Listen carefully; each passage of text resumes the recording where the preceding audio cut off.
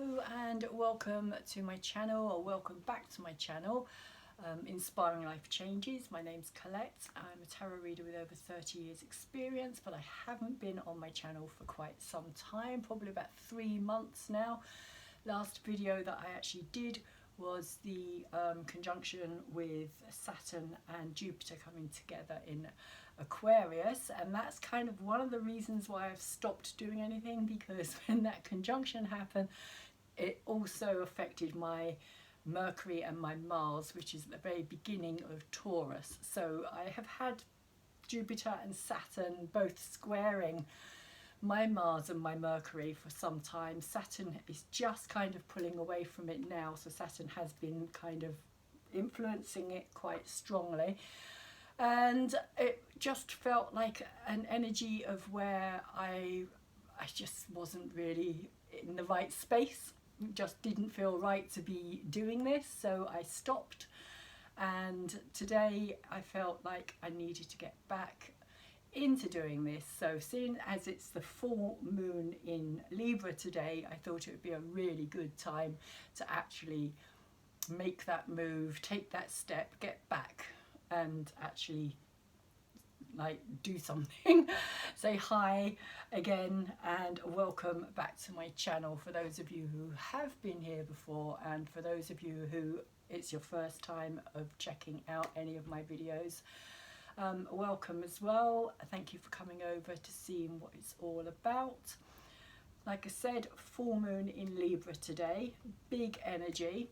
I have done an astrology write-up, which I will probably do as a video as well later today, but the energy is very much about moon in Libra affecting or being affected by the sun in Aries, which is conjunct Venus and Chiron at the same time on the 8-degree point of Aries. It's a big energy. Chiron has been backwards and forwards over this particular spot for a while now. Venus is coming up cazimid the sun, so it's going over the sun, or it has gone over the sun, so changing Venus's energy as well. Venus is going to become a evening star instead of a morning star. Lots of healing, lots of cathartic situations coming up for people, things that need to be looked at and healed, very much about the self. But because the moon is in Libra, it's also about our relationship to others as well. And in my astrology write-up I also talk about the planets that are in Libra with the moon at this time. In particular, there's one called Makemake, which isn't really very well known about, but it's got a lot to do with the Earth energy, as has the other planet that's a little bit further on at the very end of Libra, which the moon will be crossing over tomorrow as well. So the energy kind of feels as though it's very much about the Earth and about our relationship to the Earth at this time. For me, that's what's coming across strongest at this time. And of course Mars, not Mars, sorry, Sun has crossed over that 0 point of Aries into the energy of Aries on the 20th to 21st of March, depending where you were in the world at the time. So I'm going to give you a quick run through of the cards, which I've already laid out here. So the first 2 cards, and I've pulled 2, well I didn't pull 2, they came out together, and I thought, well, that's quite fitting seeing as it's Libra, 2, 1 for each side of the scales. We have first of all Tara, the goddess of loving kindness, which is very interesting seeing as we are going through this healing process at the time. And she is saying, out of the tears of compassion, white Tara, the goddess of active compassion, was born, ensuring your well-being. Manifest yourself as white Tara and realize if you are compassionate, you have no other choice than choosing to be free from all suffering. And the advice that she's giving is that of gentle wisdom. Again, very interesting energy. Libra, to do with harmony, justice, fairness, balance, of course, wanting the right outcome for not only ourselves but for all those that are involved in situations that we're in as well. And then we have the Sri Yantra Mandala, which is basically the kind of the overall picture of creation as seen by Buddhist, in Buddhist terms, seen by Buddhism.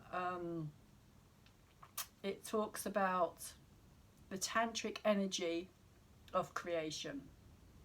It reveals the ultimate interconnection of opposites, emptiness and form, spirit and matter, male and female. Meditate upon the sacred union of the father and mother manifest in this material world, and the true dynamic equilibrium radiating at the heart of all existence will be revealed. Heal from the illusion of separateness and alienation. Contemplate on this image of divine connection and know you are not alone. And the main word here is inseparability. So again, it feels like quite strong Libra type of energy.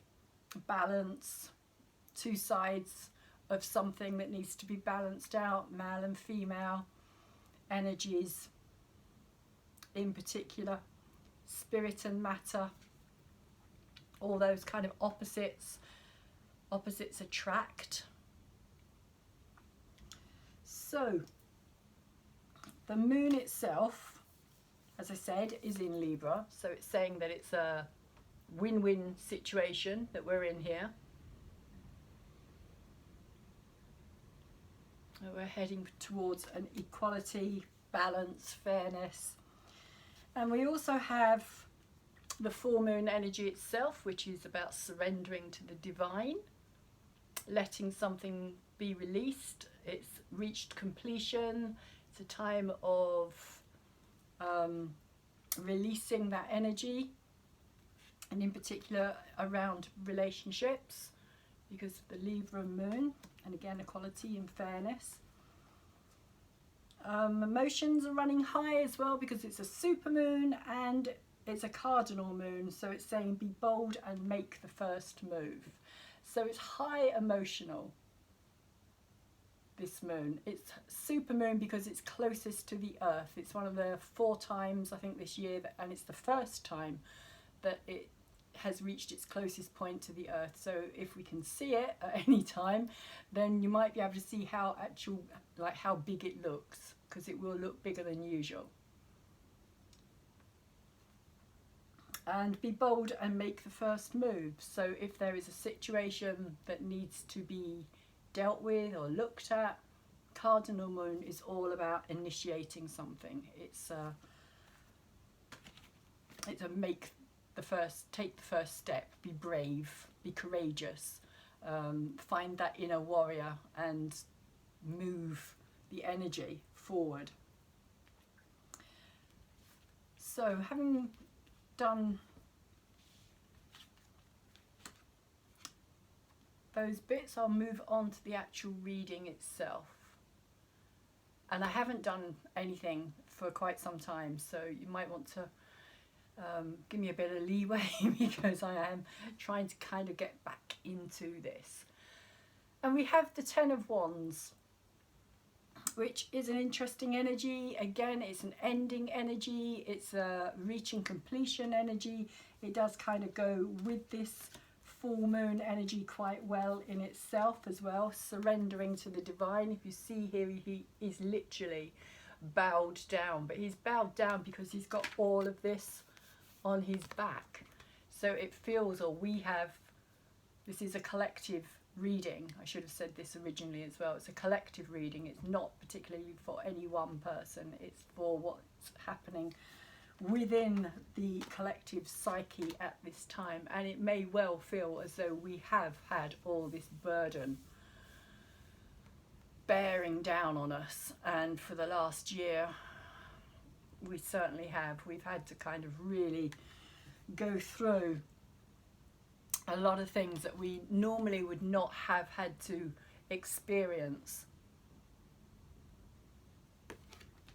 And we have the Queen of Coins over the top of this energy.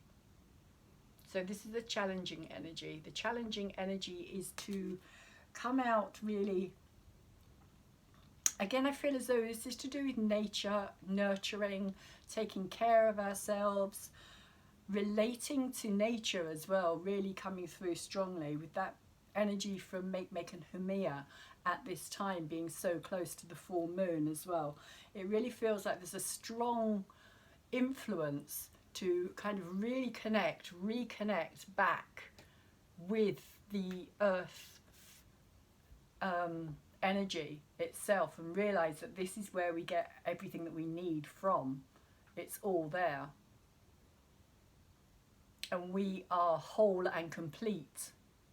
We don't need to be changed. We don't need to be modified or anything else done to us. We are whole and complete as we are.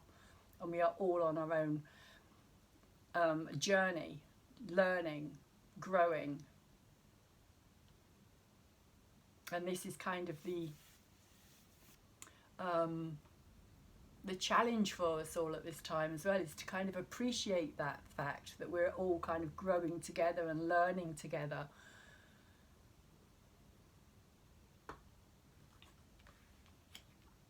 And that everything that we have kind of literally does come from this earth energy. But what's in our head at this time, sorry about that glare, it was a bit bright, we have the Judgment card, which in this particular deck is kind of showing the ghosts of the past being released here. But as they're being released, they're also turning into this amazing phoenix. So it's literally like rising up from the ashes, which is what we as a collective are doing as we move into this new energy that is coming through at this time. We are kind of leaving that past behind, which is this energy here, these ghosts, this past, literally this past energy that we no longer need, we no longer connect with. Our old selves, who we have been, but we've outgrown this energy. And if we try to stay in this energy, we will just stop growing or learning, or just kind of stagnate. So it's kind of saying that we have this potential to rise above all of that and kind of burn through things, which is particularly interesting because the Mars energy, Mars Aries energy is fire. It is a fire energy, creativity.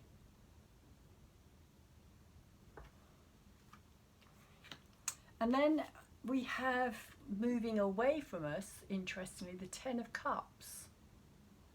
And as I'm reading this as on a collective world scale level, I'm also kind of seeing this as on a kind of historical kind of frequency as well. The Ten of Cups is very much about happiness, it's completion of happiness, it's getting what our hearts desire, happy home, a great relationship, feeling successful as well, just that sense of happiness, that sense of having really got to where we want to be on an emotional level.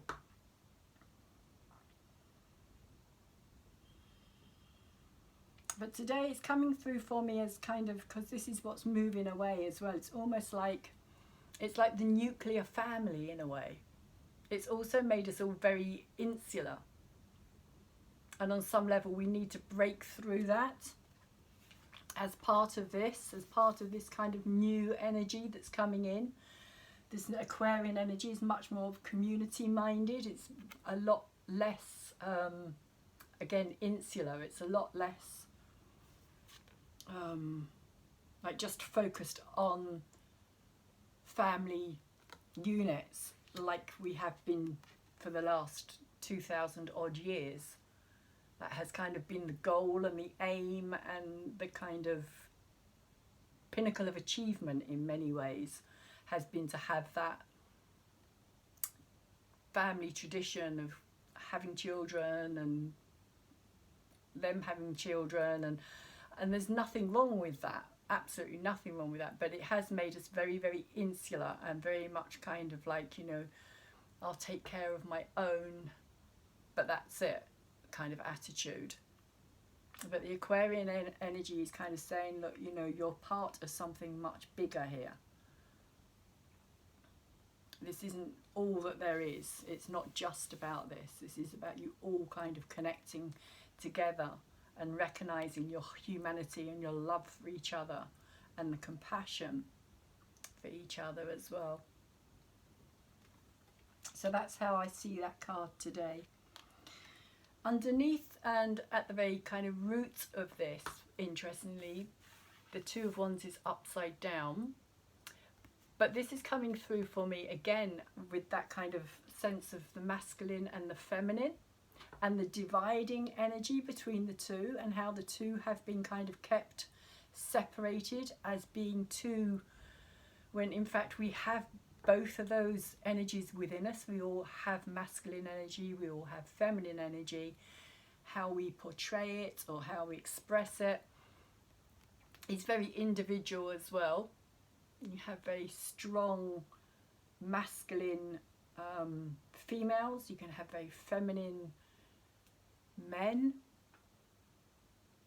who are still very masculine, but they have a kind of a different energy about them, which is kind of more caring or emotional. Usually men who have that kind of more caring energy, they have more of an emotional side to their own nature, and they're not so embarrassed or worried to show it as men who are very, very masculine and have been brought up maybe in a very masculine, traditional, conditioned kind of family background. So that's what this energy is saying for me today, that there has been this. So if you look at, it's very, that is actually very pink. No, oh, there you go, that's better. There's one side's very blue and one side's very pink. So I'm seeing it today as this kind of divide, and it's upside down as well, as this kind of dividing energy of not being able to kind of bridge that gap and get over that. And of course, this idea, this really became very instilled during the Victorian era. Boys blue, girls pink idea. Dress all the little boys in blue and all the little girls dressed in pink. Possibly because at that time clothes all looked alike anyway, so whether you dressed a girl or a boy in anything, they would look the same. So maybe they thought, like, well, you know, if we put a boy in blue, then everybody will know it's a boy, and vice versa. So maybe it wasn't something that was a deliberate move, but it was just something that became very kind of instilled and kind of conditioned into us. So the energy that we are going to be working with coming through is the High Priestess, or our very own instinctual, deeper subconscious realm, very moon energy, very, how can you put it, very inner working, inner, much more, yeah, inner, not out so much, not going, putting our energy out there. We're going to be bringing it back in and kind of working very much within our own energy fields and learning more about ourselves as well. Learning about our shadow sides, sides that we don't necessarily want to look at. And this is just because the energy is changing, and a lot of people will probably find it very difficult to, if you're not that way inclined, if you're not empathic, if you're not clued in or geared into the more subconscious realm, the more kind of psychic, mysterious, very Piscean energy, in fact. The unknown, the realm of the unknown, working with that realm of the unknown, because more and more and more of that energy is going to come in as we move forward, as we move out of this kind of Piscean time, which is interesting. But we are working with this Piscean energy, and it can be very deceptive as well. It can be, if you think of but if you think of, like, even when in the full moon, it's like you can't always be certain that what you see is actually there. You can see something and you can see it completely differently to how you see it the next day, maybe in the daylight, when you see it in the dark, or like in the moonlight, and it has a kind of different look to it, and then you see it again in the sunlight and you're like, oh, so that's what it was. But in your head, it took on a completely different form. So this energy can be very deceptive, it can be very deceiving, but you also have an energy here that is kind of asking for us to work with something much bigger than ourselves, something that we need to have faith in and trust in as being another part of ourselves, if you like, another part, kind of a part of ourselves that we haven't really explored yet, haven't really gone to the depths of yet. And of course the unknown is that energy that people don't, literally because it is unknown, people don't trust it, people don't want to go there, they don't want to, you know, it's like, better the devil you know, it's that kind of saying, you know, stick with what you know because you know it. Whereas like going into that unknown, it's like moving out of your comfort zone. People don't like moving out of their comfort zone purely because their comfort zone is comfortable. But when you get stuck in that comfort zone, you're not learning anything else, which is a bit similar to what I was saying about this judgment energy here as well. It's like, you know, if we stay just in this kind of energy down here, and if we don't kind of rise up and like release this old baggage, this old conditioning, this old traditional way of being, and having lived our lives for so many hundreds of years now, centuries after centuries of conditioning and kind of generation after generation all telling us the same thing, which, like, you know, only now we're finding out that things aren't what they appear. There's going to be a lot more of that coming in, a lot more of kind of realizing that what we have been taught actually isn't at all how it was or how it is, and it's like having to learn, really having to relearn, having to kind of go there. But in order to be able to do that, first of all, we have to let go of our preconditioned understanding in order to rise above where we have come from.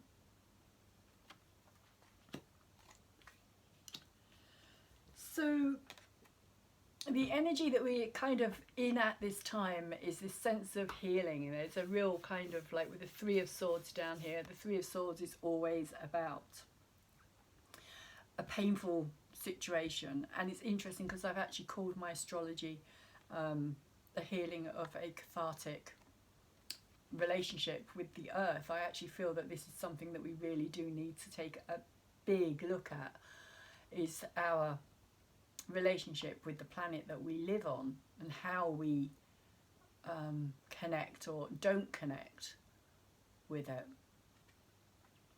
But this is kind of a time out energy as well. This is kind of reflection, giving us time to heal, time to in a way, it's kind of, it goes quite nicely with this energy here, because this is also the dream time as well. A lot of kind of information coming in, downloads coming through during time of rest and peace and sleep. And we've all had to go through kind of periods of like not doing what we would normally do with our lives for the last year at least, and having to kind of rethink things and take another look at things. So this is what the Four of Swords for me is saying. He's got the fourth sword here, which he's kind of lying on. And he's taken off his helmet here as well. So he's kind of relaxed.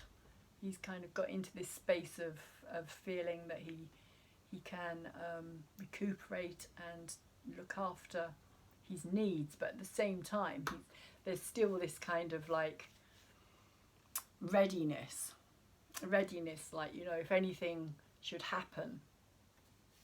And it is a sword, so it's a mental energy as well. So it's a kind of alert energy, but it's also an energy that is saying don't, at this time, it's not the right time to do much at all except heal from what we are experiencing and what we have experienced, losses that we may have gone through over this past year.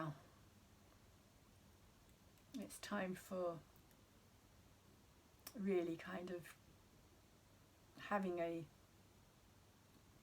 time out, just this time out.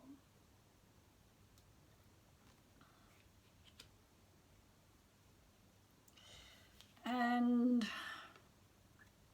we have the Page of Coins as well. Again, more earth energy, more working with the earth energy. The Page of Coins is very much about that young energy that kind of gives you the opportunity to grow something, to plant seeds, to make something come to fruition. Whereas the Queen of Coins here is kind of bringing that to fruition.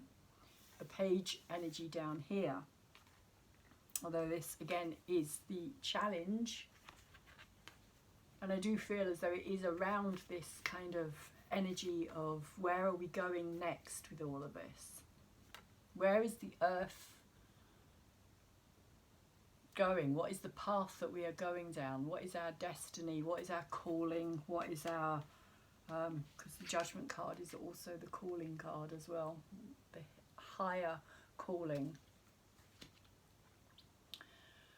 What does it involve?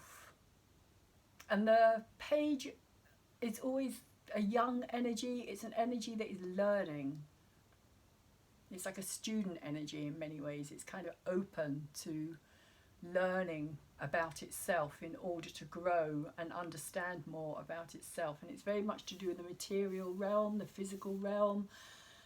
And the earth is the physical realm. It is the realm that we live in. It is the realm that we understand on a very physical, solid level. How to survive, how to make money in order to survive, although that's not just what this card's about. It's also about well-being as well. Where does our well-being come from? Because there also has to be happiness there as well. We also have to have this sense of happiness in order to have this wellness within ourselves.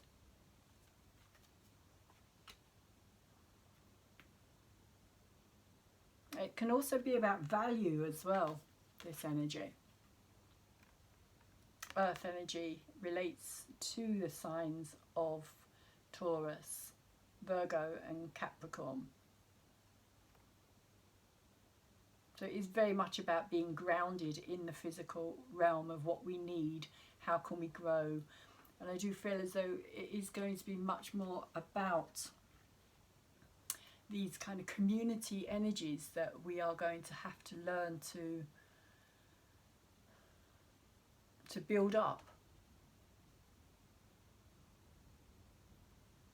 to build around us. going back to the land, going back to surviving off the land, and rather than just having everything straight there at hand, it's like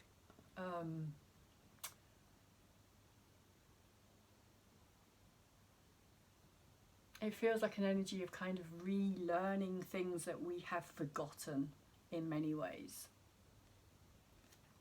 Forgotten how to kind of look after ourselves, because it's so much easier to just go and buy it rather than actually like do something about making it or like creating it. But that's what this energy is kind of saying for me.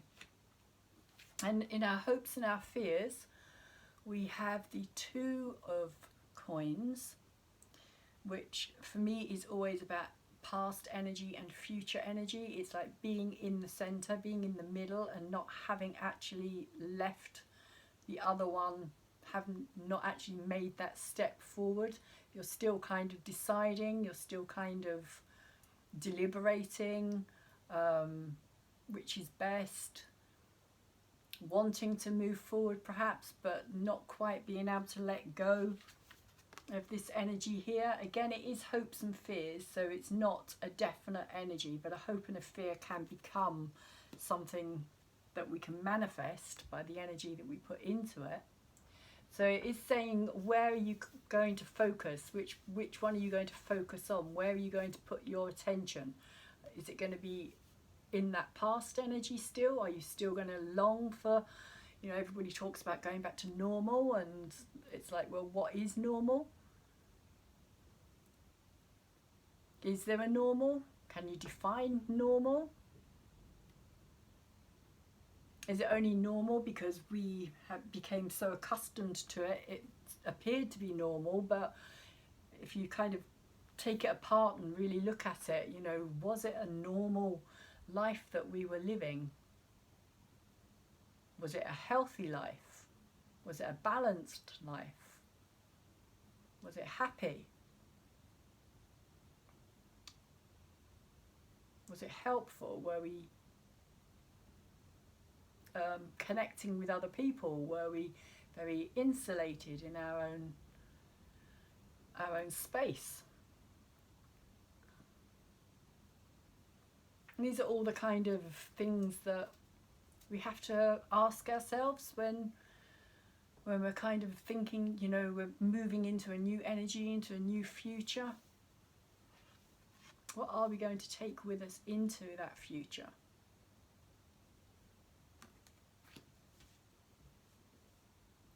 And also he's standing there naked as well, so there's something about that kind of naked energy of kind of being open and receptive. Like there's no barriers, there's no protection in many ways. No protection from the outside forces. In a way, there's a kind of like trusting energy there as well, a kind of sense of like, well, I have to trust it because I don't have a choice. I have to be open, I have to be honest, I have to be who I am, right down to the very core.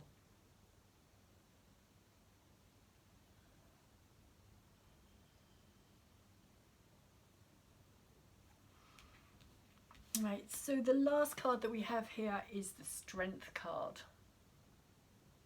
It is a good card to end on, because it says that we are finding that strength from within. We are coming to a sense of completion. Again, it goes back to, for me, the masculine and the feminine energy and the balancing, which is very much a Libra full moon thing, the balancing of those two energies, the masculine and the feminine. It's also about saying, what is my strength? What can I bring to a situation that makes me complete something? It's not about having to have somebody complete us. It's about finding that completeness within and then being able to bring that completeness into something to make it more, to make it It's to add to it, rather than to take away from it. It's to add to it, to add a strength, a self-confidence, a sense of knowing yourself on a really deep level, because this card talks about, in many ways, a kind of transformation, a metamorphosis, I suppose, of something happening deep within us, where we kind of mature. There's a maturity in this card, where we're no longer coming from this kind of child energy of not knowing who we are.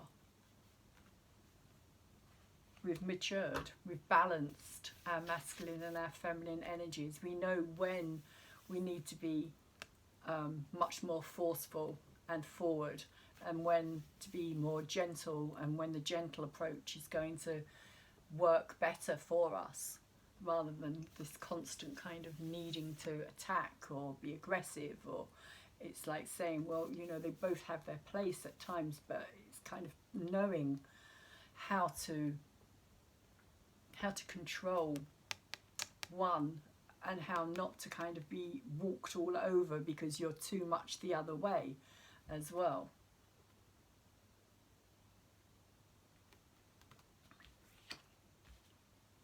So I'm just going to do a quick, can't think of the word, my brain's gone completely dead, confirmation on the cards. And I am actually using the same tarot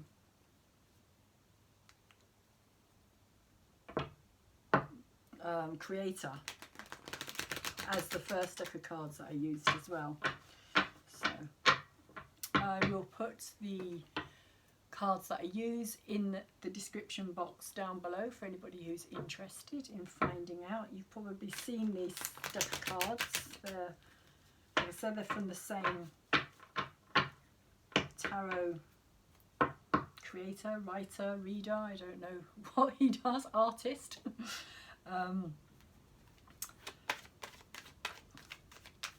And I will put the cards in my description. There will also be my email in the description box below as well for anybody who may be interested in having a reading from me. I will be doing personal readings if anybody is interested. So we have two cards come out. Okay, we have the Moon card itself in reverse. So there may be things, and we have the Hierophant as well. And this, for me, the Hierophant is, in this particular deck especially, is about tradition, conditioning, things that need to be revealed, maybe, things that are being kept from us, kept hidden, secrets that aren't being told to us, things that we're yet to discover about possibly our own history, our own, let me think the words I'm trying to find here. Yeah, our history, our, like particularly when it comes to churches, and I'm trying to think of the word that goes with that, traditional, very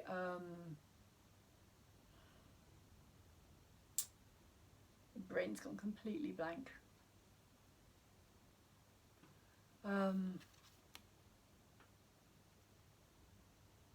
It's like the Moon in many ways represents a different, like the more subconscious side, the more of our own inner knowing, our own understanding about something.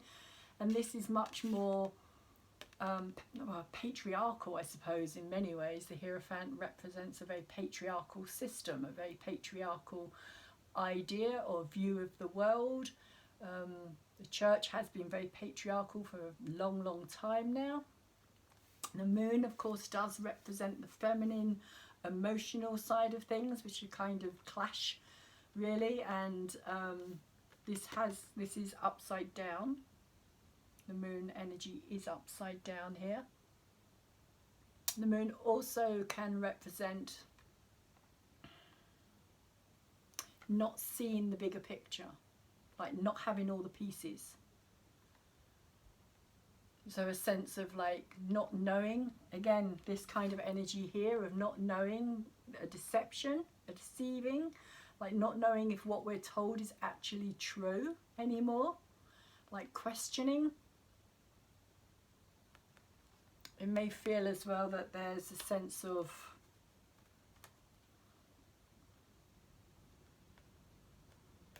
not being able to find the answers that we want in the way that we normally would, kind of when it comes to a spiritual level.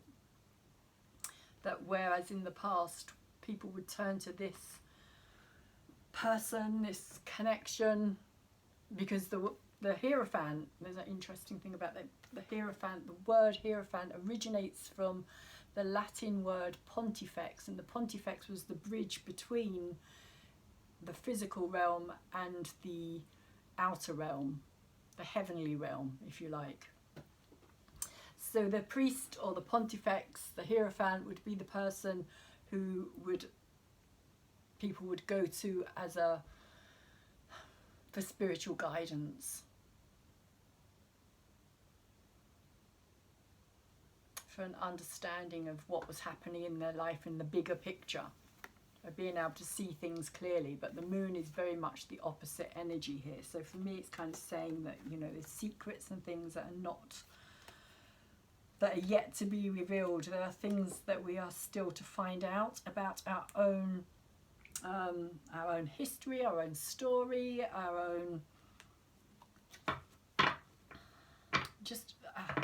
our history in general, what we've been told, what we've been led to believe as gospel or truth, or you know, written in stone, that kind of thing. You know, the following that these churches have built up around them, and there's a lot there to be revealed yet, a lot that's yet to be brought out of the dark and into the light, which the moon kind of represents here.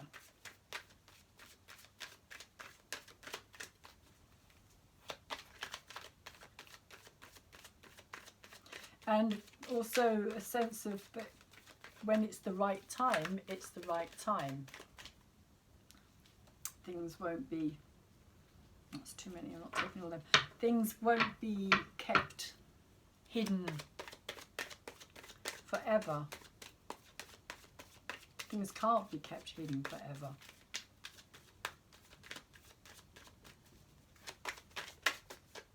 It's like that saying, 3 things that can't stay hidden forever: the sun, the moon,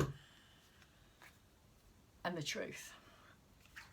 So over the top of the Judgment card, we have the Justice energy here.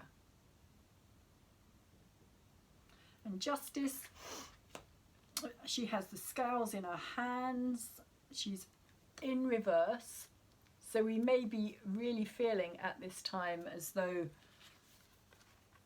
what's happening to us on a collective scale is not fair, it's not balanced, it's not right. There's a sense of things being literally out of kilter, out of balance, out of, like, a sense of disharmony, injustice, unfairness. There's a lot of unhappiness.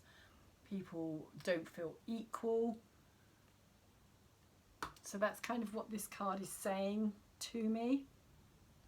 Again, with the sun down here as well, the sun kind of bringing in this energy here, this kind of triangle energy. Sun being that symbol of like patriotism, like not patriotism, sorry, patriarchy. That kind of sense of very masculine, driven energy, very masculine ruled, very masculine based energy, which again, the Hierophant energy. is. And if you go back like far enough in time, you know, you go back to like Egyptian era and things, when the sun became the kind of pinnacle in many ways, and that's really when these kind of priests took control in many ways. They became kind of the hand behind the throne, shall we say. So they actually had a lot more control over countries, families.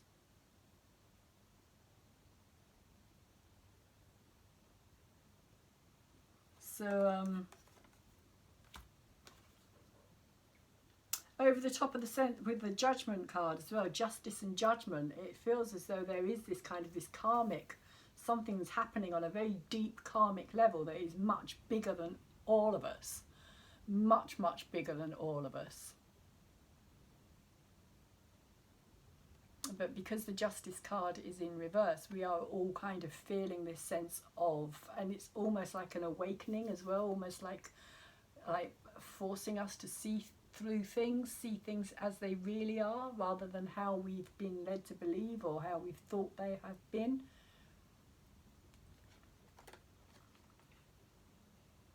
Again, there's those steps as well. If you look here again, the Libra energy, the masculine, the feminine, and the steps, the gap between, and the gap could be between a lot of things. The gap could be between those who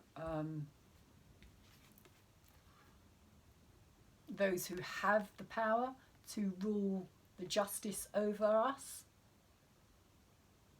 those who have abused it. Again, going back to this kind of Hierophant energy, the courts, and because that's how the human side of it, if you like, you know, that's the kind of the courtrooms, how justice is dealt out, or we deal out our own justice as well to people. If we think we've been unfairly treated, we will take revenge on people as well. And there has been a lot of that energy for a long time now. Again, the Piscean age has been a very deceptive age. Very deceptive. Things aren't what they seem. But it is a very strong energy. Judgment and the Justice card together, it feels like an energy of like, you know, this is way beyond our dealings. It's like we may think that there are those who believe they have the power as well, who believe that they have this right, that they have this control, this ability to dish out justice as and how they see fit. But it's actually, for me, it's saying, you know, that is just it's a false belief, because there is an energy, there is a power, there is a source, there is a creative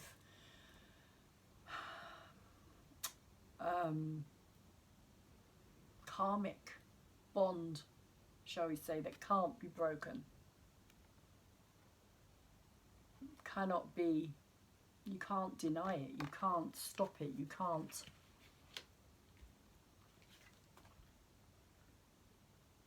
skip it, you can't what's the word I'm looking for, you can't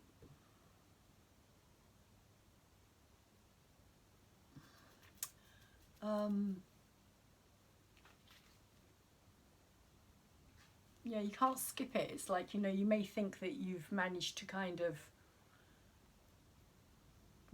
not just rise above it, but you may think that you're better than it, that you're not a part of it, and possibly because a lot of people don't even believe in this kind of karmic energy anymore. It's been so removed from our history and from our teachings, our religious teachings, that a lot of us are completely oblivious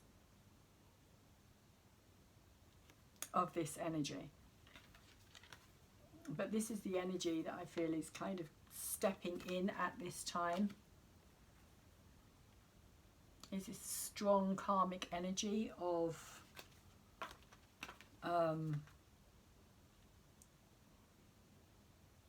kind of pinpointing. It kind of feels as though it's pinpointing, like it's actually kind of aiming itself at this.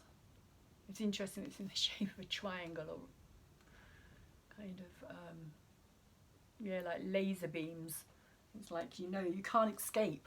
You can't escape. You cannot escape karma. When it's there, you can't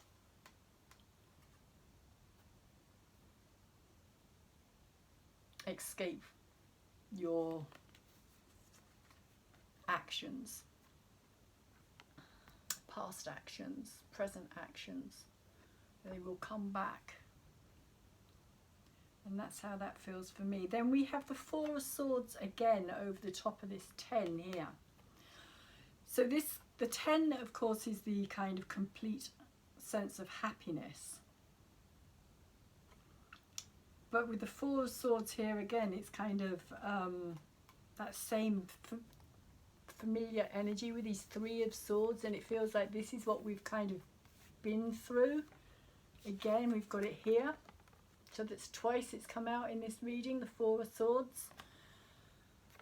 And it feels as though it is that energy of not being able to do anything about any of this, but take a backward step. That was the only thing that we could really do, was take a backward step and kind of allow things to unfold in the way they were going to unfold.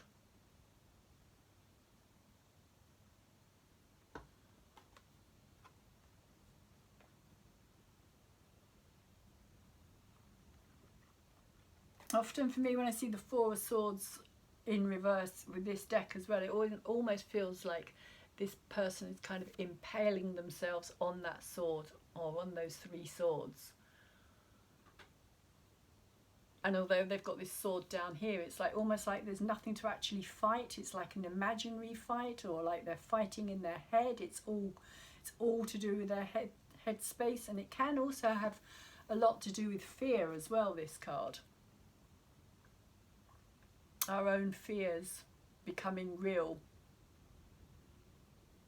And like I said, though he's got this sword down here in his hand, he's very close to it, but it's like it's just imaginary. It's like, you know, shadows, jumping at shadows, fighting or boxing shadows. None of it's really going to get you anywhere. So it's kind of saying, like, you know, this is the time to take a backward step and reflect. But of course it's in reverse, so there's a lot of resistance to that energy. There's a lot of resistance of kind of allowing that to just be. Because often we can make matters worse when we kind of try to how can I put it, when we try to solve something from a state of confusion or worry, fear, stress, we will actually make a situation a lot worse. And of course we have been through a very kind of stressful, high stress levels.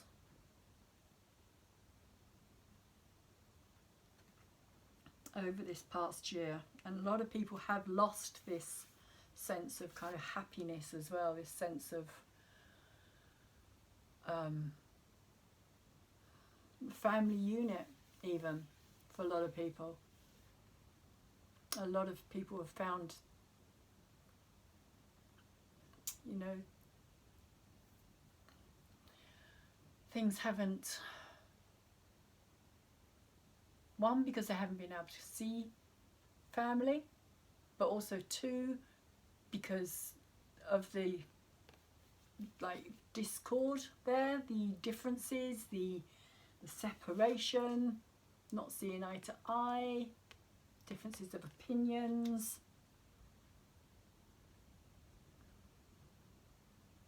That kind of energy. And I'm also seeing these swords as well today coming through very strongly as choices that people are going to have to make when it comes to their own personal health again and well-being. Their own personal health and well-being. Big decisions needing to be made. And nobody else can make them for you as well. That's another thing here as well, is that you are the only person who has the right to make those decisions for yourself. And that is part of the battle at this time as well.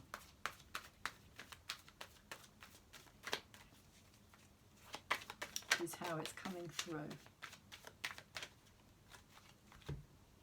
Okay, interesting at the bottom, in the like the root energy, what we're not so sure of or not so aware of, the kind of subconscious realm, we have the Empress in reverse over the top of the Two of Wands. And as I was talking about this kind of separation, the Empress, for me, she represents everything that we need to survive. She is abundant. She is Mother Earth. She is permanently pregnant with potential. She has this belly of creativity within her. Often shown as being a pregnant female, which is symbolic of that creative potential. And that doesn't necessarily have to be another human being. It doesn't mean that it has to be a person. It just means that that potential, because it can be masculine or feminine, the potential is there. And men in their creativity create outwardly. They're much more outward going, much more doing that way, whereas women create inwardly. We create actual life within us. And that for me is what this represents. It's what the earth does. It creates all the time. You put a seed into the ground and it grows. If you take care of it and nurture it, it will grow into something that can feed you and keep you alive. And just as women's bodies can keep humans alive as well, keep our race going, keep the babies fed. I've always been amazed at how the body has that ability.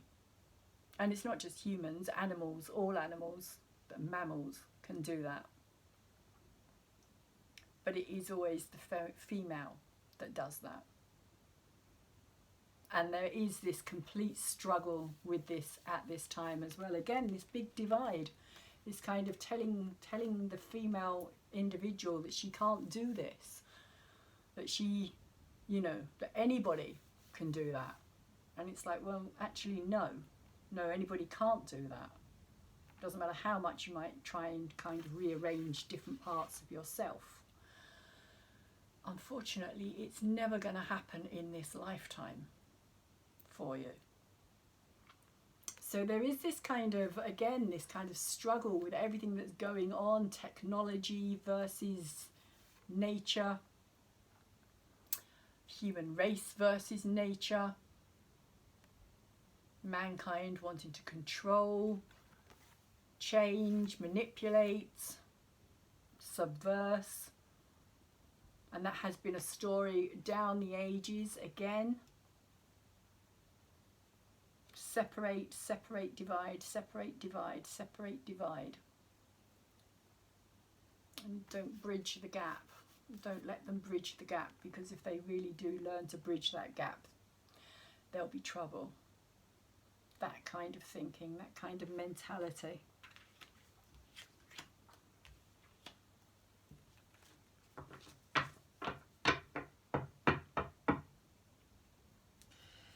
So let's see what the High Priestess is holding for us.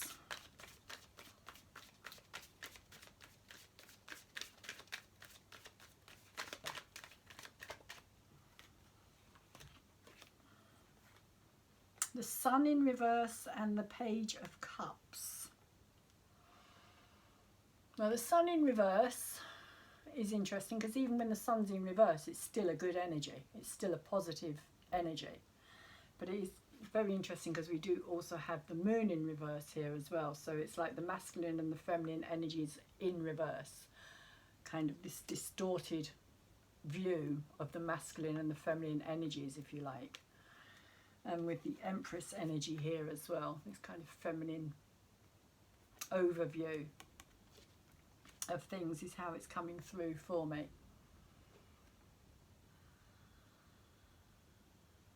But there's also a sense here of, because it's coming out with the High Priestess as well, so it's also a sense of kind of trying to find that masculine creativity that isn't overbearing, that isn't over powering or over active or over controlling, and that is open to this more kind of feminine side of itself as well. That it's open to finding out more about who it actually is, and knowing that there is much more within this energy than just this kind of warrior, warlike,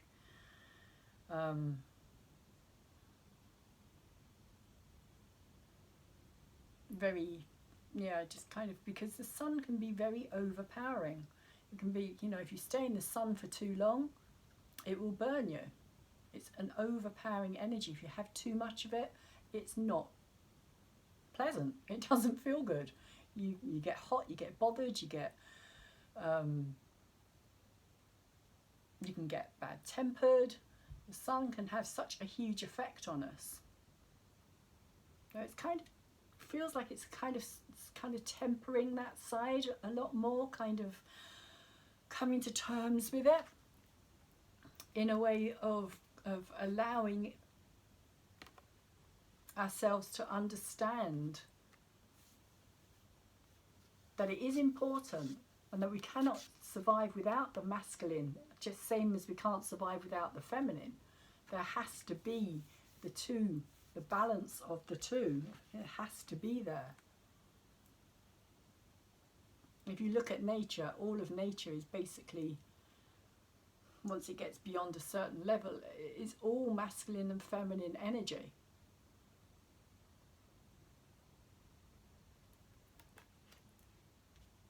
All of it.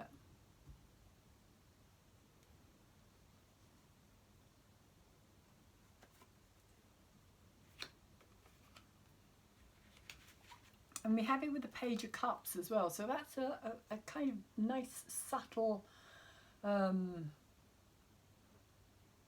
learning to love yourself again energy in many ways, the Page, because as I said earlier, they're young energy, they're learning about themselves, they're like a young student who wants to know more about themselves, who wants to understand this energy. And this is the energy of emotion, it's the energy of water, very, this energy when it's kind of empowered in many ways. So this is kind of like the empowerment of this sun energy. The how can I put it,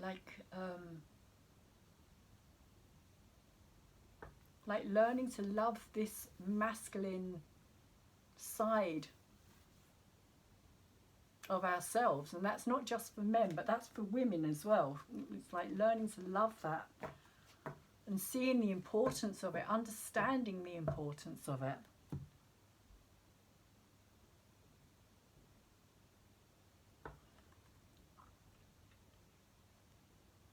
Because the Page of Cups really the Page of Cups just wants to be loved. It wants to find love, it wants to give love. It wants to understand love, it wants to understand their own emotions. Why do they feel that way? How do they feel that way? What makes them feel that way? But in many ways it is an energy that has been denied to the man for so long, because it's kind of like, again, this historical story of like men go to war and they kill and they destroy and they control and they do things that are aggressive and not pleasant, and it's kind of like over the top of this High Priestess. It's kind of saying, look, you know, there is so much more that we have not discovered about this energy itself yet. It's changing. This energy itself is changing.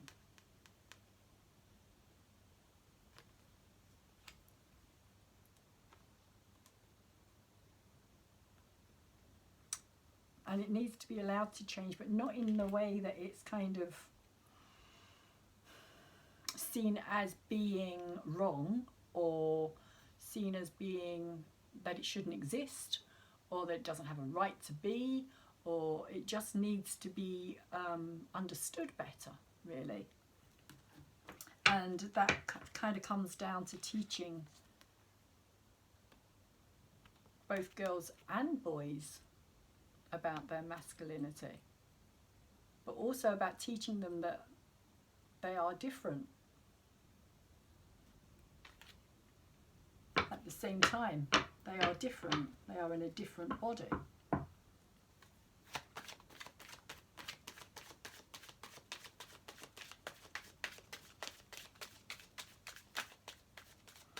And again, because the sun is kind of like, if you look at that card,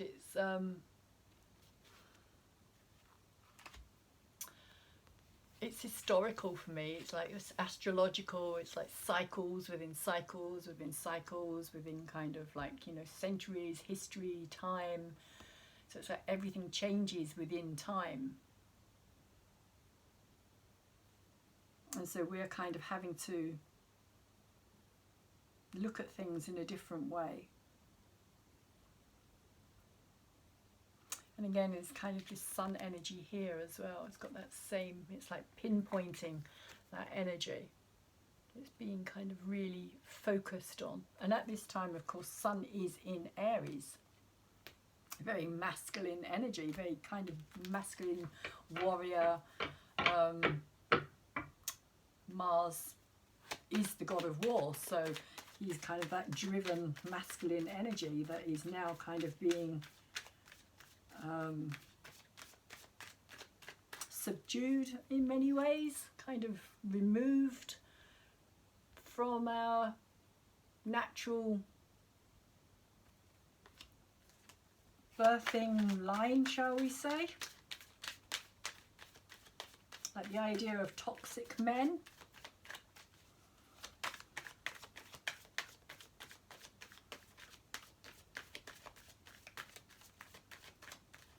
But the way that it's been done is just as brutal and just as kind of masculinely toxic as the very energy that they're trying to kind of remove. So I find that quite ironic. So over the top of the Three of Swords, we have the, sorry, over the top of the Four of Swords, we have the Three of Swords, which I was talking about, this cathartic healing process, often painful. Something that we don't want to look at, something we don't want to acknowledge, especially when it's in reverse. Could also have something to do with our own part in it all, the way that we have kind of continued causing this heartache and this suffering. Again, the sun energy is very much dead center there.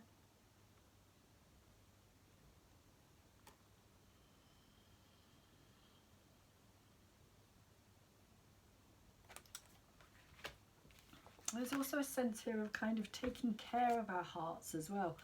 Again, this kind of Venus and Chiron energy in Mars is very much related to the heart energy on an energetic level as well as on a physical level as well, and to do with the blood and to do with the heart pumping the blood, cleansing, the root chakra, survival,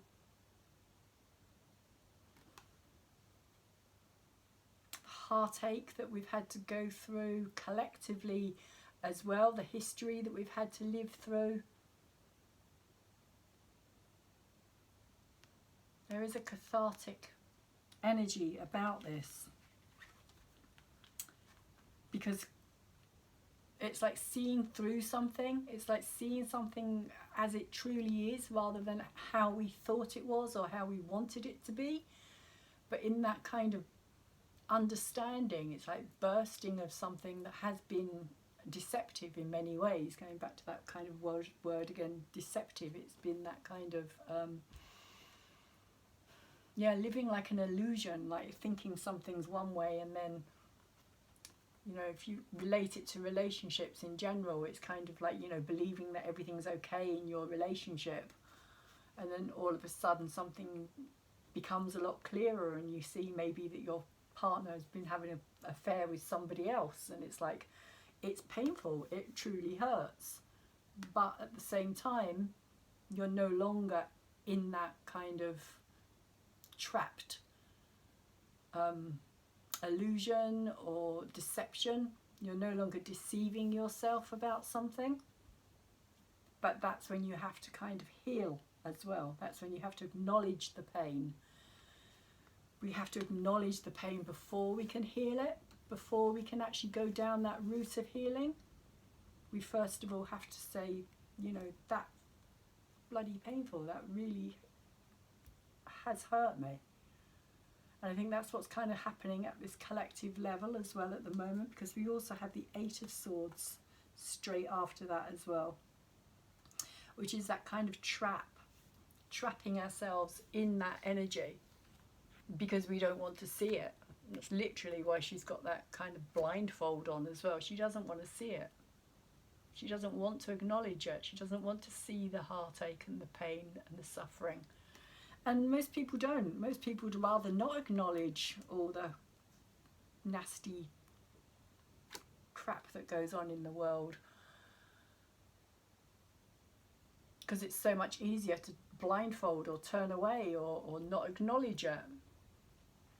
But in doing so, all you're really doing is just building yourself a cage of illusion, a cage that's going to keep you trapped because you're not facing something that's very real.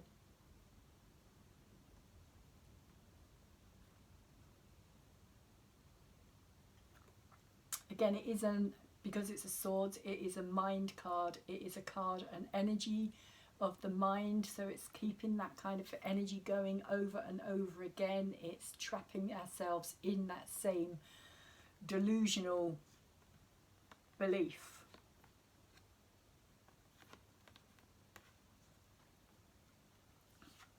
And we also have the Ten of Swords. Just to finish it off, the Ten of Swords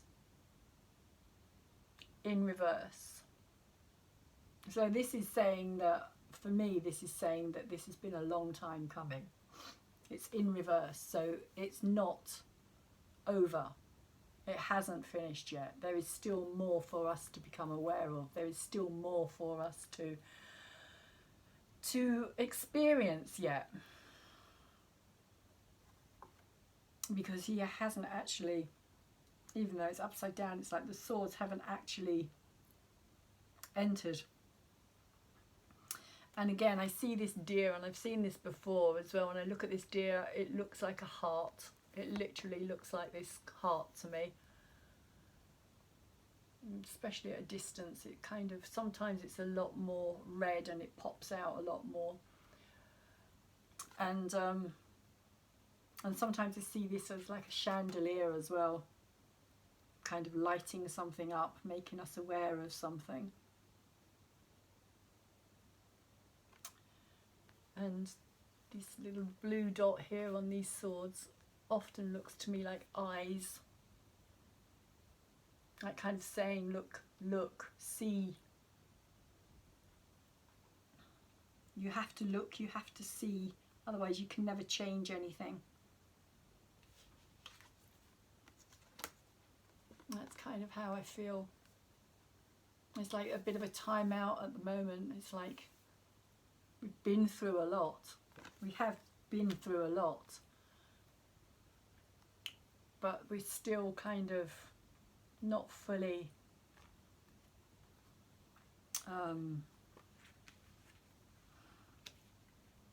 we're not fully aware yet. We're not fully, let's put it that way, we're not fully recognizing what it is that we need to see and what it is that we need to mentally release ourselves from as well. Like the mind still is holding on to these things. With belief patterns maybe as well, holding on to the old belief patterns, because they're really hard to let go of once we've got a belief pattern entrapped in our psyche. It's like people literally will die for their beliefs. They literally do. For good or for bad, they literally will. So let's see why the Page of Coins is here.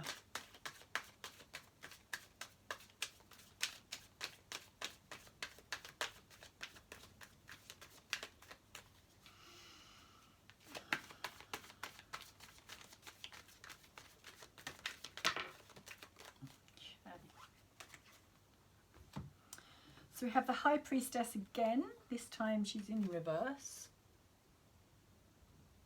which does look very moon-like. Again, it looks like that crescent moon itself. And she herself is wearing a very kind of see-through gown.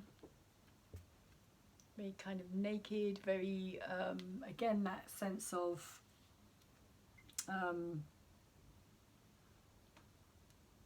seeing the truth, of seeing through something, of seeing something as it actually is rather than how we've thought it was.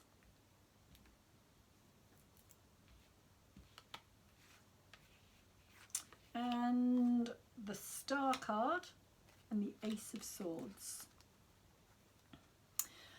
So this is quite a nice combination because we've got the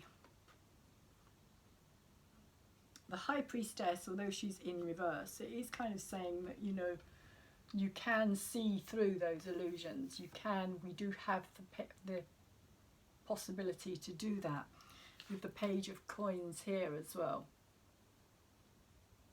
This kind of sense of wanting to grow something, build something, make something, achieve something.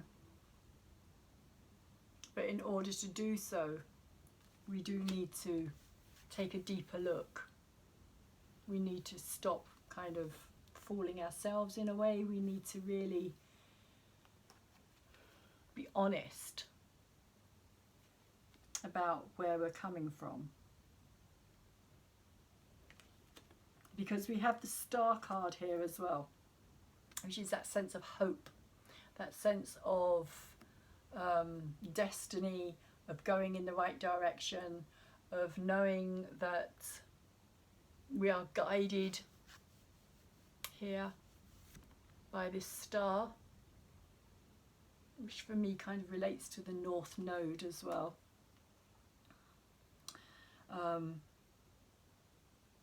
But there's that sense of timing, of things happening in the right time, of not being able to rush things, of not being able to kind of force the clock forward. Like aligning as well, because she's got this kind of flash here with this star, which is kind of connecting to this here as well. So there's a kind of sense of aligning with something, being in the right place for these downloads, these kind of new ideas, new way of being, which may seem as though they're kind of, how can you put it? Like out of this world is what I'm being told. Like they're out of this world,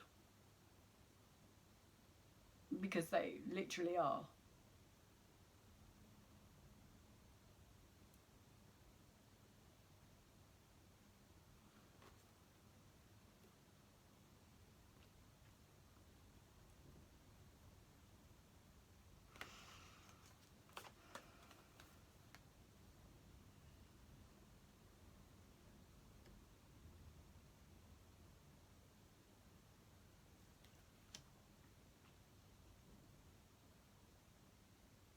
Yeah, there's something about time, the pendulum, the swinging of the time, the changing of the times, the cycles, destiny, following the right star.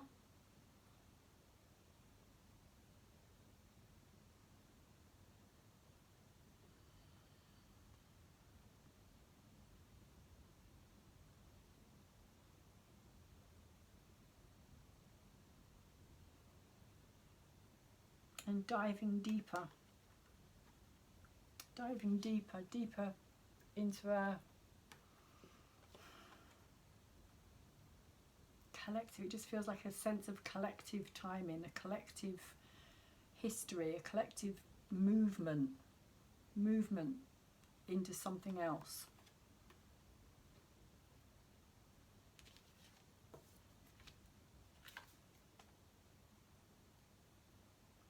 The star is a very Aquarian card as well. So we are kind of moving into this Aquarian star type energy. And it's also kind of saying to me,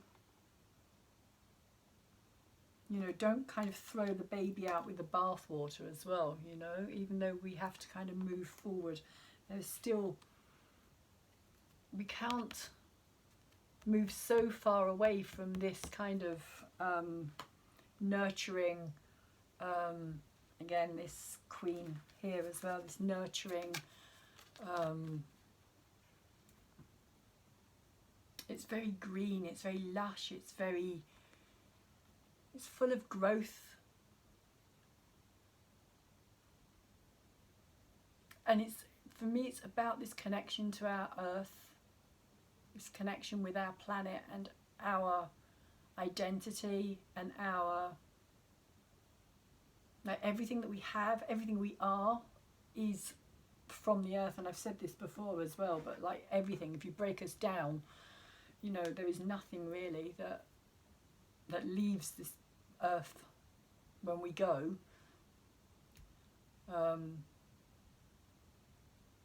Everything stays here. It doesn't leave. It becomes something else. It goes back into the ground or into the environment somehow, and it becomes something else. So we are always kind of connected.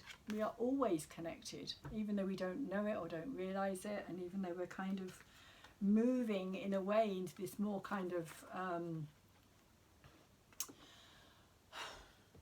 don't want to say alienating, but there is this kind of sense of alienating, of becoming, that we could become more kind of insular and more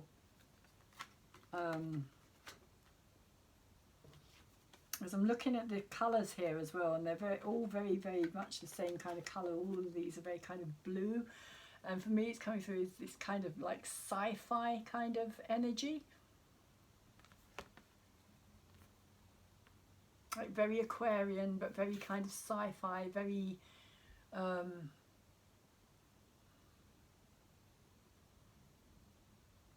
something kind of cold, harsh.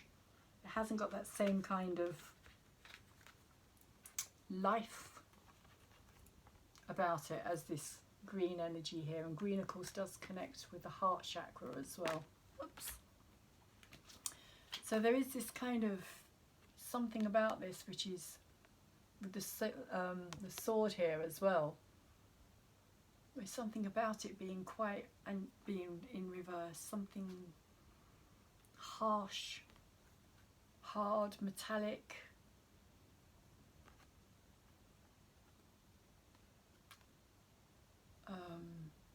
Very much of the mind, very much more kind of air energy is what I'm feeling here.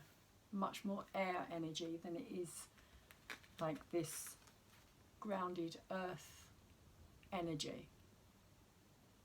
And we may be moving into this energy, but we also have to recognize where we come from and not kind of deny this or move so far away from it that we're no longer connected to it, but only through this kind of technological way of looking at the world.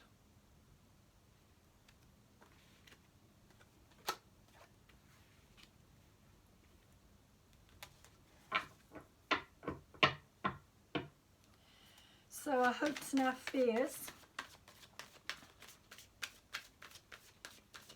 The Two of Coins, the kind of in-between energy of past and future.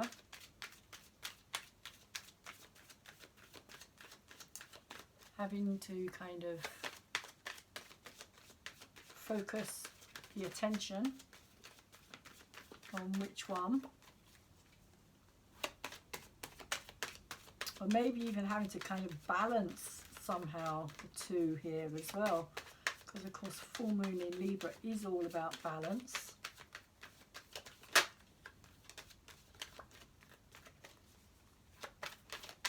And we are being kind of told about this justice, this karmic justice as well.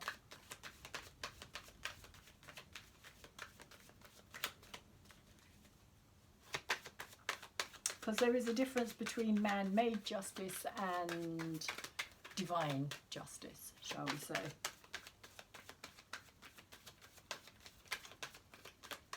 Justice that comes from a higher level.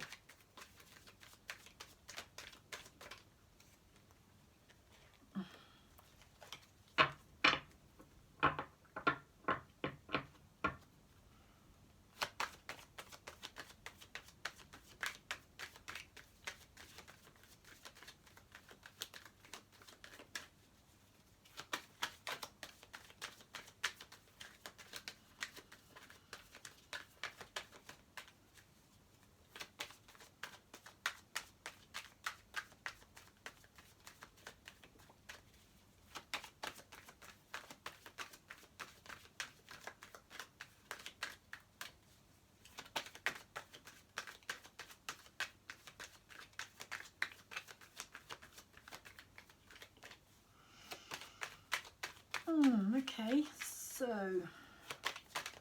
Two of Coins, hopes and fears. Why is the Two of Coins here? What is the bigger message behind the Two of Coins energy? Sometimes nothing wants to come out.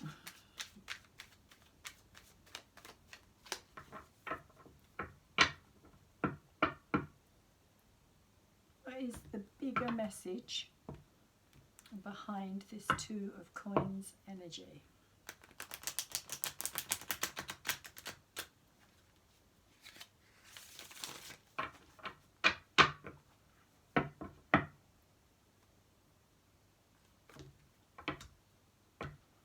Bigger message behind the Two of Coins energy.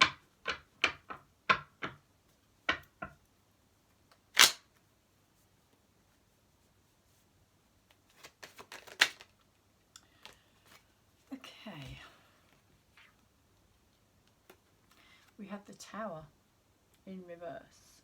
Again, it is just a hope and a fear. But this is the big fear. The big fear is that something is going to happen that we are not going to have any control over. That we are not going to be able to stop from happening. And we have in many ways kind of been through that kind of energy in this last year, so maybe it has kind of heightened this energy within people's psyche as well. Maybe that's why people, well, why we are kind of stuck in this in-between place at this time as well, with our hopes and our fears, knowing that we have to make a decision or a move into a different place, but also quite kind of worried about this Tower energy here.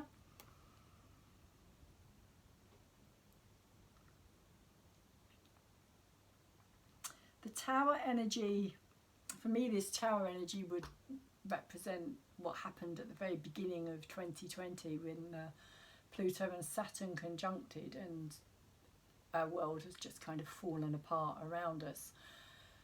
But in many ways it's about the structures that we build up around ourselves, the conditionings, the belief systems, the things that we're so kind of caught up in, stuck in, take for absolute, like, you know, gospel belief.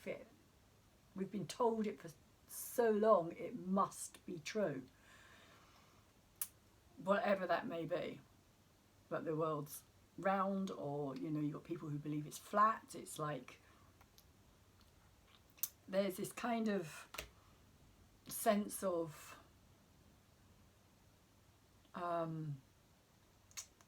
people wanting to break out of things or break free of things, break out of that traditional way of seeing the world, understanding the world, but there's still this kind of needing to have some stability as well at the same time.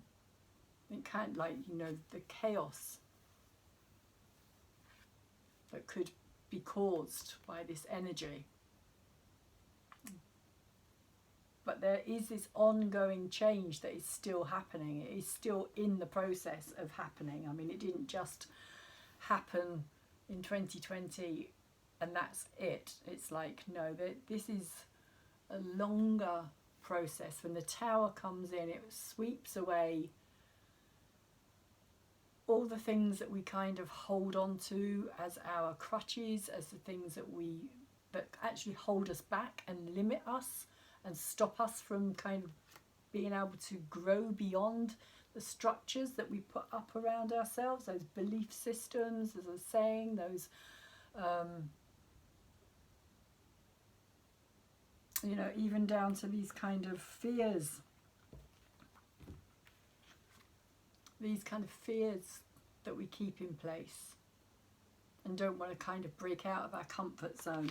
This is very much a breaking out of that comfort zone energy. But it kind of happens in a way that we feel as though we have no control over it. But it happens because we reach a certain point in our lives where we can no longer grow. It's like we've got a point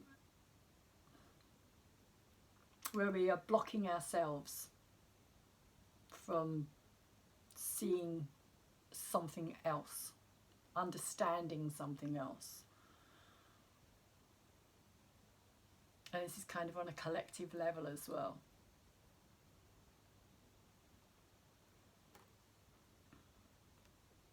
And so if you see there, this man again, naked, meaning no barriers, no boundaries, no falseness, no I'm being told no idols, no false idols, that kind of energy. It's like, you know, just like being born is how it's coming across. It's like being born, like, but being born as you already are, like, you know, as a human grown person, but going through this kind of rebirth at the same time, and having to let go of all your judgments and your belief systems and justices in the human story in many ways.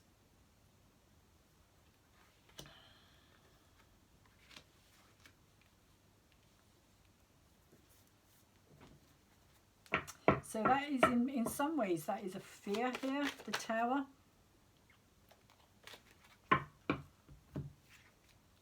But what we are looking for,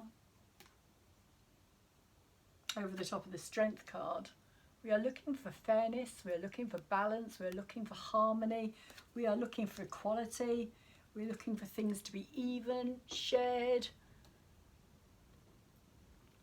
Six of Coins, Six of Pentacles.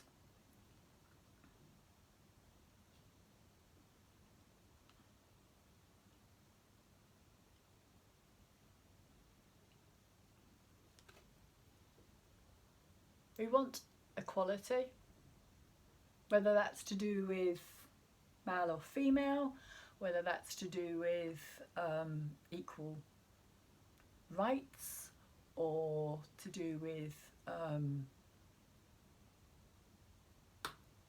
nobody kind of having more than somebody else when it comes to pay-wise, job-wise, position-wise, in the sense of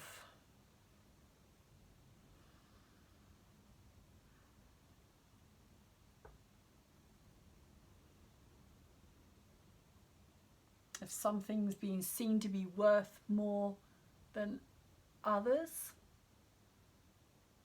And I kind of got this sense of nurses and people who do like the hard labour, really, who aren't kind of like, you know, it's like that trickle down sense of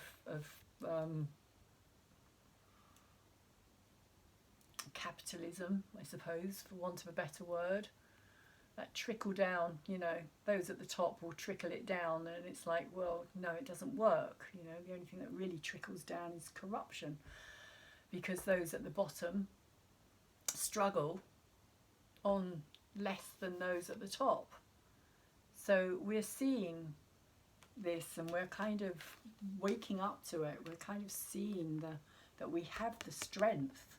We actually do have that strength, and we do have the power to do something about this. And it is about, as I was saying, fairness, equality, balance, but also to do, again, to do with the earth as well, because you've got these coins, which are very much to do with the physical realm. So over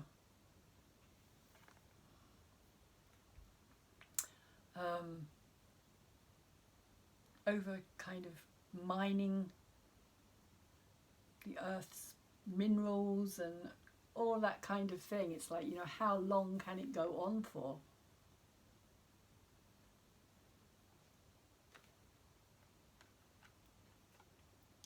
But there is this sense of like coming to within our own power, within our own strength, within our own confidence, and kind of realizing that this can't continue.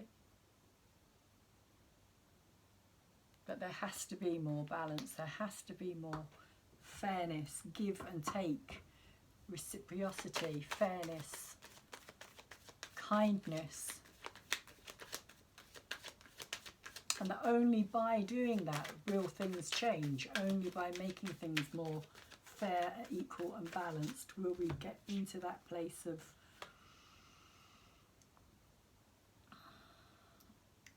coming to this place of like real kind of happiness again. Because the way that things are, or have been highly unfair for a long time. We have the Knight of Swords and we have the Three of Cups to finish the reading. And they're kind of saying to me that this is a very fast moving, quick happening energy. The Knight of Swords is like, again, it's got this sword here with this light which kind of reflects the truth for me when I see that. It's kind of saying that this is the truth. It's like an aha moment. It's like sudden realization. And the Three of Cups is celebrating something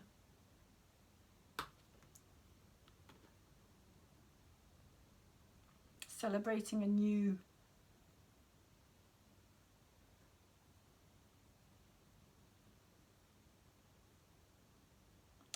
can be do with birth. It can be, it feels like a birth of ourselves, like a celebration of a birth of us, of like enjoyment again, of being able to have some fun. But it's bigger. It just feels bigger than that. It feels like, you know, like a huge party. Like a massive celebration, and a kind of realization as well that, you know, that the love there is to be shared. It's to be shared. Because it has come out with this as well.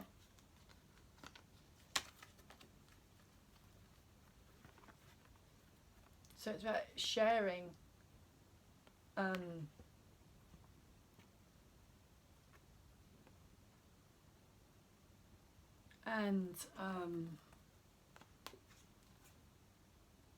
yeah, because the two cups are kind of flowing into the one, so it feels as though it's kind of like, you know, the two become that one energy, this kind of interconnection, this kind of realization of interconnected energies. And that everything is interconnected. So, you know, this sense of unfairness and wanting what we want is very basic. It's like every human being's birthright in many ways. But it is almost like with this Knight of Swords here, it's almost like seeing it. Seeing the truth, seeing behind it, seeing, kind of suddenly realizing that it can happen.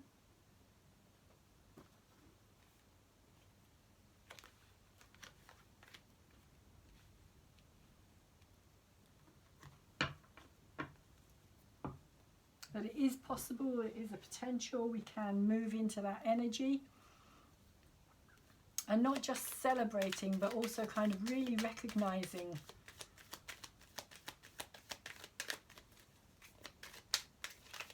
how that too, it's that dual energy again, that kind of Libra harmony, balance, equality with these two cups here, kind of representing the scales as well for me. As I was saying, kind of pouring into this one cup being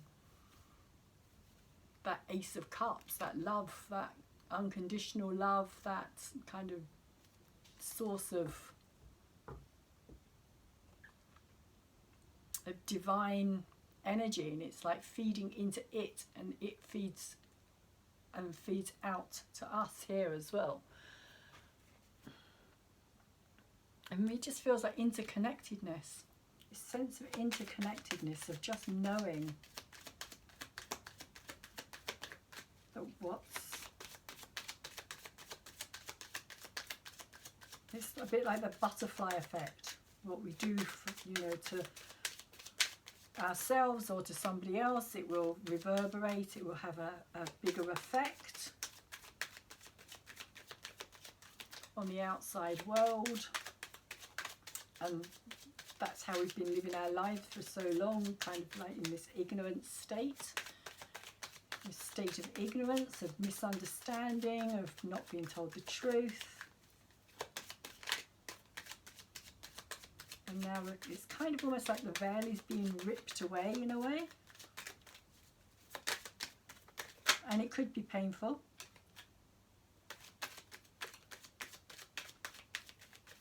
But like I was saying, it could also be cathartic at the same time. But we will need time to heal and recover.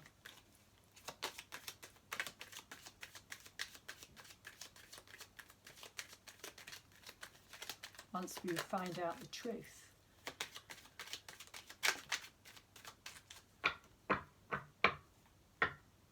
And I feel as though this is on a kind of a smaller scale, but then there's a bigger scale to that as well, and then there's another kind of level to that as well. So it's like layered levels of discovery of things, a bit like this tower energy, kind of like as one thing falls down and we become kind of aware of something, It kind of triggers something else and triggers something else until it kind of leaves us kind of standing naked, like reborn, afresh. Okay, so we have the blessing of creativity with the Namaste cards. And it's saying, express yourself creatively and reconnect with your inner child. As ideas and inspirations surface, express them without thought, censorship, or judgment. Don't try to make sense of things, just allow, just feel, just be. This is a time where all is possible. You are limited only by what you think is impossible. Which is kind of interesting, because I feel that that's what this energy is about here. This kind of awakening to this deeper side of ourselves and our own kind of creativity and knowing on some level. We're stepping into this new energy.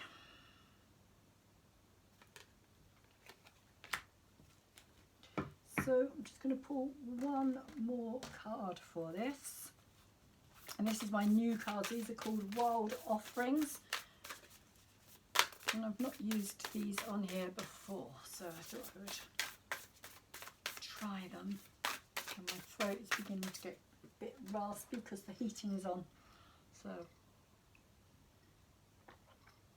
it's kind of dried me out a bit. So let's see, what do we have? A Wild Offering. Nope, not taking all of them. Just one, maybe two, seeing as it's Libra. Wild Offerings, please. What would you like to say?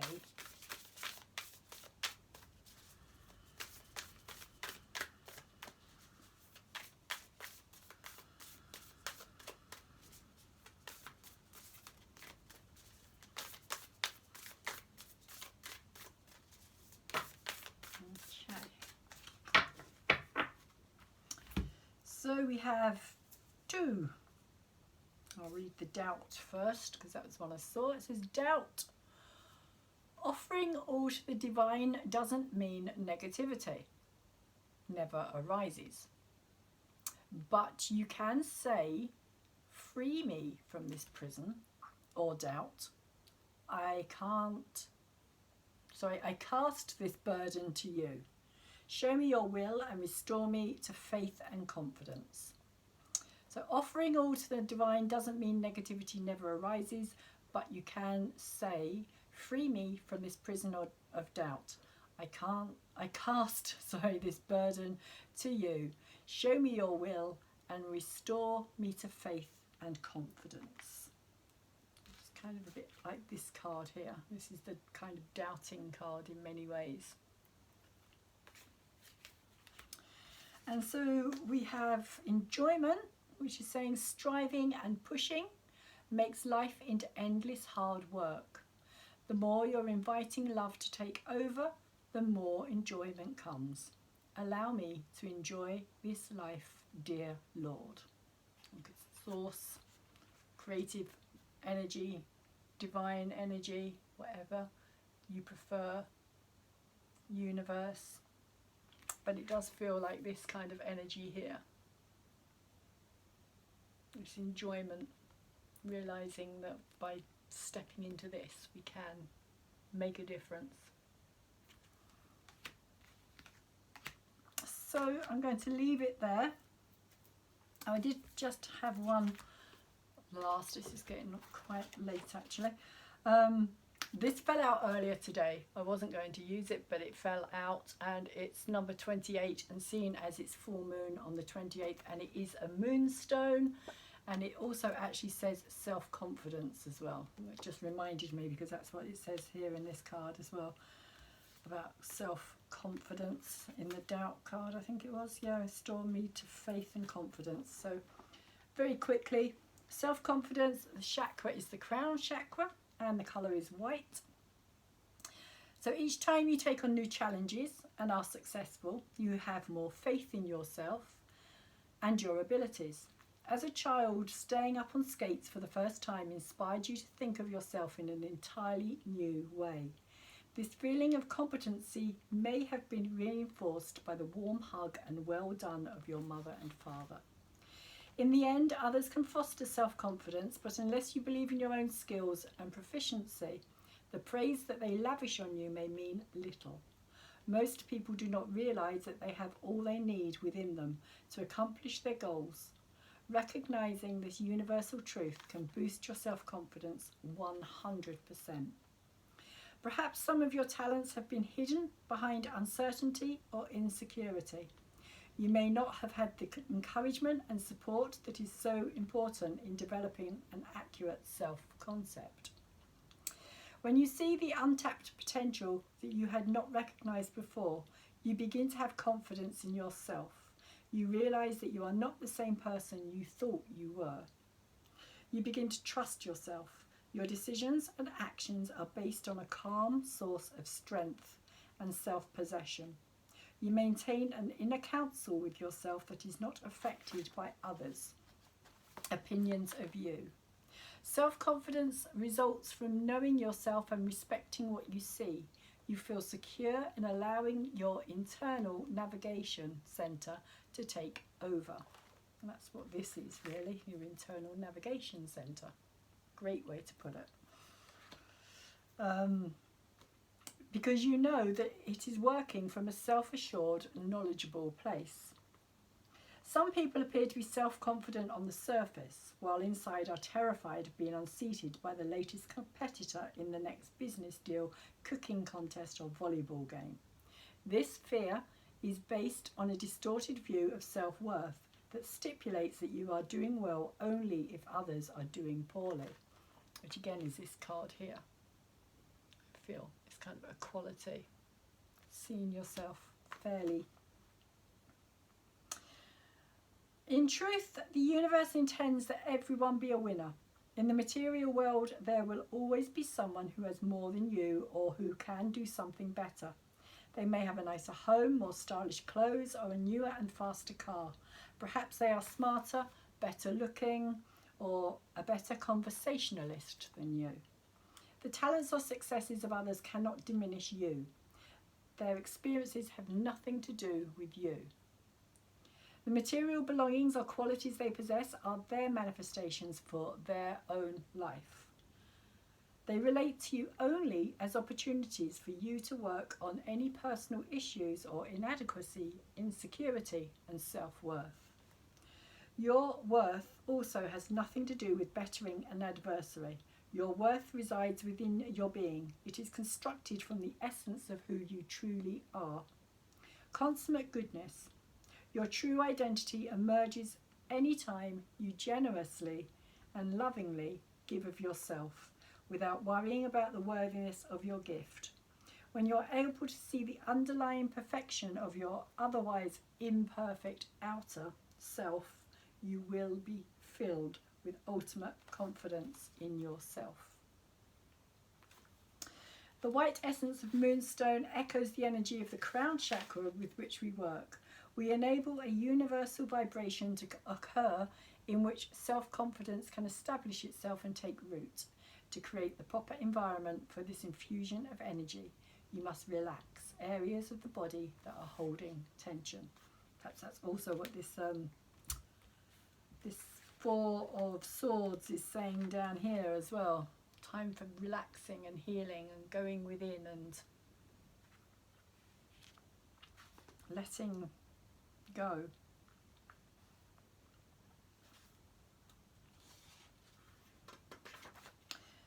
You gain self-confidence about the outer world when you realise that you are in control of it as much as you are of your own self. Your world is filled with safety and well-being, relationships with loving and reliable people, and a harmony and union with the universe. So I'm going to finish it there. Moonstone, self-confidence, maybe a stone that's worth getting. If anybody's interested, I'm sure you can get hold of it quite easily. I'm just going to dive under the table for 2 seconds and see what fell down. Yeah. Okay. The blessing of omnipresence. I don't know where that came from because the cards are over there. So it says, breathe in light and breathe out any unwanted thoughts. Dwelling on what has been or might have been serves no purpose. Feel the healing, omnipresent light that surrounds and fills you. Focus on the present, for it is blessed with infinite potential. And that is the blessing of omnipresence. Here's that eye again that I was talking about in those swords. I always see that there as an eye. Kind of saying like see it clearly, have clarity on something. So that is where I'm going to leave the reading. It's been quite a long reading. Didn't intend for it to go on quite so long, but it has. I hope you have enjoyed it. I hope that you've managed to get something out of it. If you have, please could you thumbs it up for me. It's, like I said, my first time back after about 3 months, so yeah, it's going to be interesting because I haven't been around for a while. So hopefully somebody will see it and somebody will like it and somebody will kind of maybe pass it on to somebody else, or because that really helps as well. The more likes it gets, the more it gets put out into the bigger YouTube world, the more people get to see it. The more people like to come back to my channel and subscribe as well. If you haven't subscribed, if this is your first time here, I normally will be doing, I say normally, there is no normal anything at the moment, but I am going to be doing all the astrology signs as well as the new moon and the full moon readings as well. So if you're interested, please thumbs it up, subscribe to my channel, and that will let you know, because a little bell will turn up and you can press that, and it will let you know when my videos are out as well. So I will be doing an Aries video next, so because we've just gone over the spring equinox 0 point of Aries, I'm going to start at the beginning. So Aries, your reading will be the first reading that I will be doing, and then I will continue on with all the rest of the signs, and hopefully I will be able to keep this going. No more kind of weird energies from Saturn. Thank you very much. So I'm going to leave it there and say thank you very much again. If you want to comment, then please also do that as well. Hopefully I will see you all again soon. Take very good care of yourselves.